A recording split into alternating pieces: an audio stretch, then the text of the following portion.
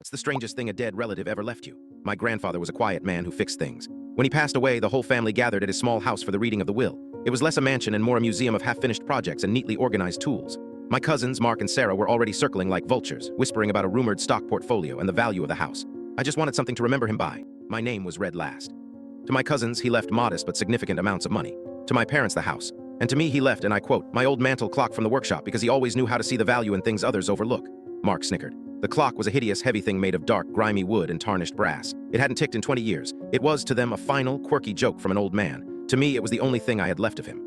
The message was clear. If I didn't find the value in this thing, I would be left with nothing but a piece of junk while my family cashed their checks.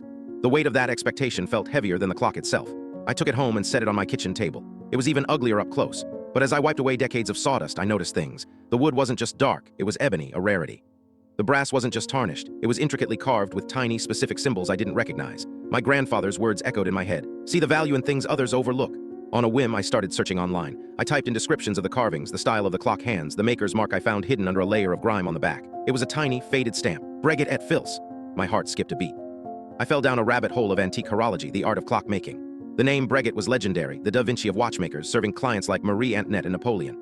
The symbols on my clock weren't just decoration. They were specific to a series of clocks he made for French royalty, most of which were thought to be lost during the Revolution.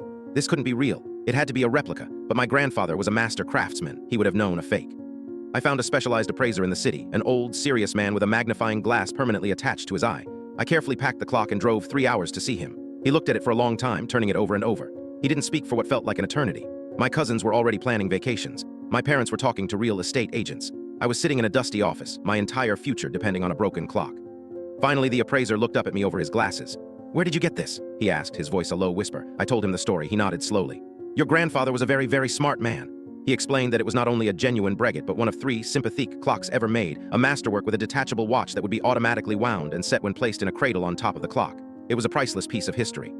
The official valuation came a week later. It was staggering, enough to buy a house, a car, and still have a life-changing amount left over. I contacted a private auction house that specialized in rare artifacts. They handled everything discreetly. The sale was quiet, conducted with anonymous international buyers. 2 months later, a number appeared in my bank account that I had to read 3 times to believe. I bought a modest house in a town a few hours away. A few weeks after I moved in, my cousin Mark called me. Hey, he said, his voice dripping with false sympathy. Just calling to see how you're doing. Dad said you moved. Find a place to put that old clock. I could hear the smirk in his voice. Yeah, I did, I said, looking out the window of my brand new living room. It found a great home. I never told them, not a word. I let them think I was still the overlooked grandchild with a piece of junk. I'd hear snippets from my mom about how Mark had blown his inheritance on a car, and Sarah was already in debt. They squabbled over the furniture in the old house.